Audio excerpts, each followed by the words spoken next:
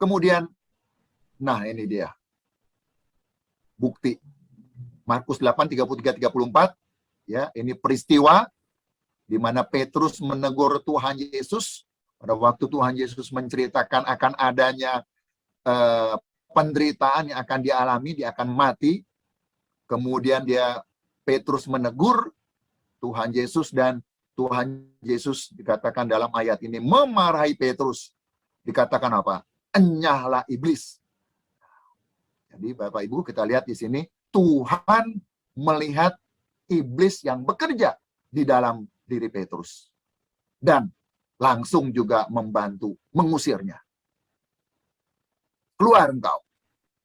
Dan ayat ini juga mengajarkan bahwa iblis masuk ke dalam pikiran. Ya, masuk ke dalam pikiran. Karena dikatakan di sini engkau Petrus bukan memikirkan apa yang dipikirkan Allah, melainkan apa yang dipikirkan manusia. Artinya, Bapak Ibu, bahwa iblis bisa mempengaruhi masuk ke dalam pikiran kita, dan ayat Markus di atas bicara mengenai hal-hal yang negatif, hal-hal yang jelek, hal-hal yang buruk. Sementara di dalam Markus 8 ini seolah-olah Petrus membela Tuhan Yesus, menasehati. Ya, jadi kita tahu ya, menasihati ini belum tentu pikiran-pikiran Tuhan, Bapak Ibu. Jadi kita mesti peka. Dan yang ngomong ini adalah murid. Ya, orang dekat daripada Tuhan Yesus. Jadi luar biasa sekali si iblis ini masuk. Bukan hanya di antara orang jahat, tetapi juga masuk di antara murid-murid, bahkan di dalam murid Tuhan Yesus. Kemudian Tuhan Yesus juga berkata, setiap orang yang mau mengikut aku ya harus menyangkal diri. Lawan kita terus diri kita. Ya, kita dipanggil untuk memikul salib, ikut Tuhan sampai mati. Kita ketemu di dalam perjalanan hidup, ada begitu banyak orang yang di tengah jalan dia berhenti ikut Tuhan. Kisah 5 ayat 3. Petrus berkata, Ananias, mengapa hatimu dikuasai? Lalu di dalam Markus 8 kita melihat bahwa dia baru masuk ke dalam pikiran, Bapak Ibu. Tetapi di dalam kisah 5 ayat 3, di sini sudah dikuasai oleh iblis. Waduh. Ya, sehingga saya kemudian pikir-pikir, mungkin Tuhan langsung cabut ini. Ya, stop engkau Ananias hidupmu. Daripada dia terus dikuasai oleh iblis. Mungkin seperti itu, Bapak Ibu. Bapak Ibu Saudara yang dikasih oleh Tuhan Yesus Kristus, saya mengajak pada malam hari ini. Please check your heart position. Di mana hatimu sekarang berada? Apakah ada masuk pikiran-pikiran yang jahat, yang sedang masuk terus ke dalam? Bahkan kalau saya melihat Bapak Ibu ya di dalam cerita Yudas, ya kalau kita melihat Yudas, Bapak Ibu kita lihat sebentar, ya Yohanes 10. Nah ini Bapak Ibu saya harap engkau punya Alkitab fisik gitu ya. Kalau pakai HP repot nih. Ya, coba lihat Alkitab fisik Saudara, coba kita melihat sebentar dari Yohanes 13. Yohanes 13 ayat yang kedua. Yohanes 13 ayat yang kedua, ini di dalam pembasuhan kaki. Saya akan bacakan bagi kita semua. Yohanes 13 ayat 2 dikatakan, mereka sedang makan bersama dan iblis telah membisikkan rencana dalam hati Yudas Iskariot, anak Simon, untuk mengkhianati dia. Dan kemudian Bapak Ibu terus sampai ke bawah terjadi pembasuhan kaki, kemudian termasuk juga dengan sampai kepada perjamuan malam. Dan di dalam ayat yang ke-27 Yohanes 13 dikatakan, dan sesudah Yudas menerima roti itu, ia kerasukan iblis. Di dalam NIV dikatakan enter, iblis masuk ke dalam dirinya. Maka Yesus berkata kepadanya, apa yang hendak kau perbuat, perbuatlah dengan segera. Dan kemudian dikatakan, Yudas ayat 30 menerima roti itu, lalu segera pergi. Bapak Ibu, Saudara yang dikasih oleh Tuhan Yesus Kristus, Yudas mengikuti satu peristiwa yang begitu bersama dengan Tuhan Yesus. Tuhan Yesus mendemonstrasikan kasih-Nya dengan membasuh kaki sebagai satu gambaran yang akan dia lakukan di atas kayu salib. And then, saudara, ya, bisikan iblis itu kemudian masuk, tidak diusir, tidak diapakan oleh Yudas, dan sampai dikatakan di sini dia akhirnya merasuk.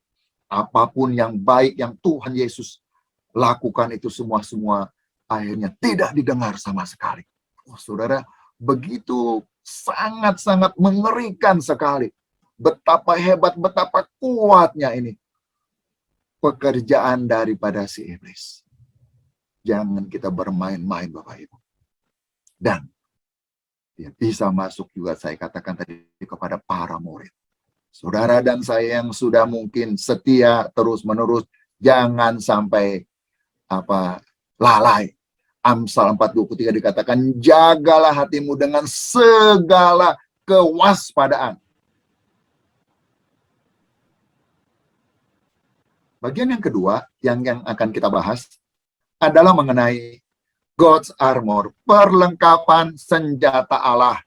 Ini ada di dalam Efesus 6:13-17. Ya, 6:13-17 tadi kita sudah baca. Saudara, ada 6 di sini perlengkapan yang Tuhan berikan kepada kita. Ya.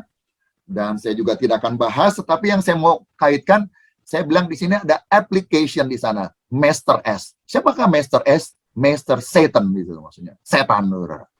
Ya. Bagaimana dia, saudara, mempengaruhi ya perlengkapan senjata Allah. Ya, kita tahu bahwa ini Paulus sedang berbicara mengenai orang Kristen yang perlu memperlengkapi diri dengan sejumlah perlengkapan dari Allah, tetapi kita tahu bahwa perlengkapan Allah ini pun juga diganggu, dipengaruhi oleh si iblis. Kita lihat beberapa, saudara. Kita lihat misalkan di sini ada truth, ya, belt, ikat pinggang kebenaran. Maka si iblis juga membisikkan dusta, membisikkan lies sound like truth, ya, yang kelihatannya benar tetapi ini yang abu-abu, Bapak Ibu. Ya, kalau hitam putih membunuh orang segala macam kita paham. Tetapi yang abu-abu ini yang seringkali menjadi sesuatu yang sulit kita bedakan. Apalagi yang ngomong tadi dari teman persekutuan kita. Bahkan mungkin dari teman istri kita, atau suami kita, atau dari anak kita. Kemudian juga kita bicara mengenai body armor, righteousness. Ini si iblis juga seringkali dibilang menyerang hati. Tadi kita sudah baca, nanti kita akan coba baca lagi itu ayat, ya. Ya. Nanti saya akan ambil contoh, saudara, di bawah cerita mengenai hal ini. Kemudian mengenai pemberitaan kabar baik, saudara dan saya diperintahkan untuk memberitakan, bersiap untuk memberitakan kabar baik. Maka si iblis mengatakan, nggak ada gunanya engkau bicara kabar baik. Ya, ini tugas yang hopeless. Indonesia ada 260 juta, engkau cuman berapa? Omong kosong.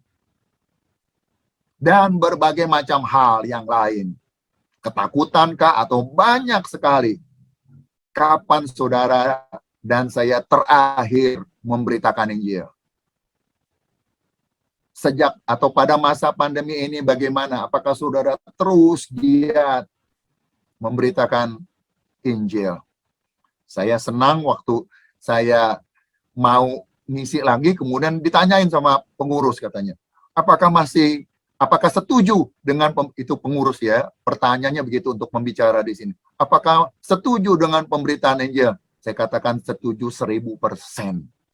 Karena memang Alkitab mengatakan hal tersebut. Kemudian dia berbicara mengenai iman. Ya, iman.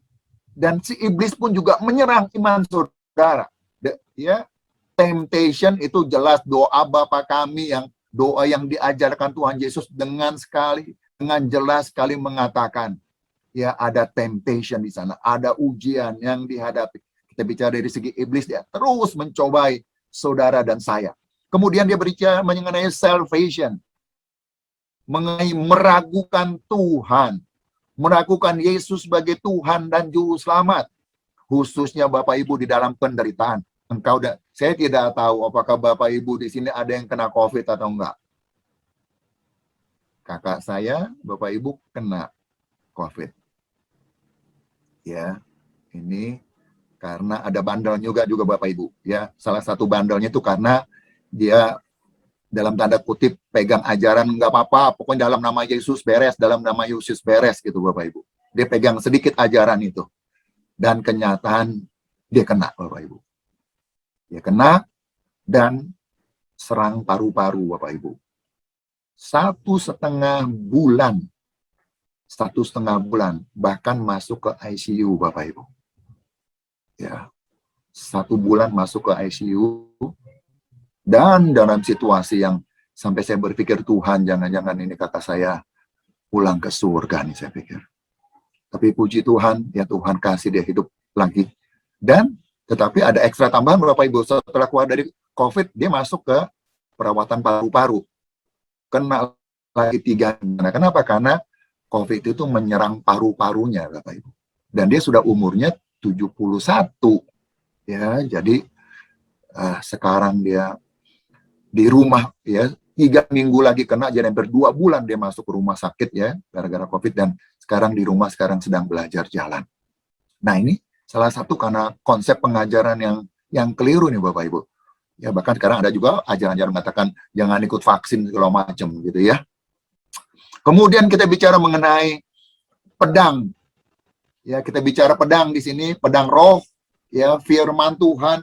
Di sini dikatakan untuk mengambil sikap untuk menyerang, ya, untuk menyerang. Dan kita tahu juga Alkitab menunjukkan bagaimana si iblis juga memanipulasi firman Tuhan. Ya, dia pun juga pintar firman Tuhan. Mari kita melihat sebentar Matius 4 ayat 6. Matius 4 ayat 6. Silakan Bapak Ibu kalau udah ketemu, cepet-cepetan kita baca. Matius 4 ayat 6. Ayo, siapa? Sudah ketemu? Matius 4 ayat 6. 4 ayat 6. Ya.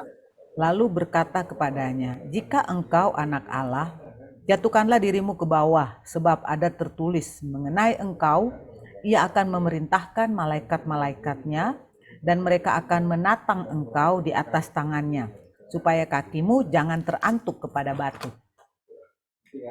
Bapak Ibu, kenyataannya iblis itu hafal Mazmur 91 ayat 11 sampai 12. Hafal dia. Cuman dia pakainya salah kan Bapak Ibu. Nah, jadi Bapak Ibu, ini kenapa tadi saya katakan kenapa ini bagian yang penting, karena kemudian kita bicara nanti saudara dan saya, karena pedangnya pedang yang bagaimana yang saudara punya, gitu kan? Bapak Ibu, saya ngajar, tadi saya katakan saya ngajar mahasiswa baru di UI ini. Ada kira-kira 80 mahasiswa saya belajar agama.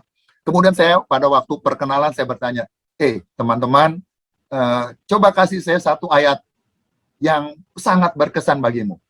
Ya, kemudian semua sebut ayat, kemudian salah satu sebutannya ini sebagian besar Bapak Ibu nih orang Batak nih banyak di sana. Nggak tahu nih Bapak Ibu ada yang orang Batak nggak di sana nih? Ya. Dan itu 80% orang Batak Bapak Ibu, ya, surprise sekali. Kemudian semuanya rata-rata kasih ayat waktu dekatekisasi Bapak Ibu. Ya, jadi saya menduga ini anak-anak jangan-jangan cuma belajar ayat yang dia tahu cuma modalnya ayat katekisasi Bapak Ibu. Bayangin aja, lo masuk ke UI 4 tahun lagi menghadapi peperangan, modalnya cuma 1 ayat katekisasi. Saya bilang puji Tuhan pada hari ini engkau, saya kumpulkan ada 45 orang, engkau dapat 45 lagi senjata baru. Ya, tadi ini sudah kita baca ya. Tadi kembali saya ingatkan lagi kembali, jagalah hatimu dengan segala kewaspadaan. Karena dari situ terpancar kehidupan. Ya, ini tadi sudah kita baca. Ya. Kemudian kita masuk sekarang kepada kita masuk sekarang mengenai doa.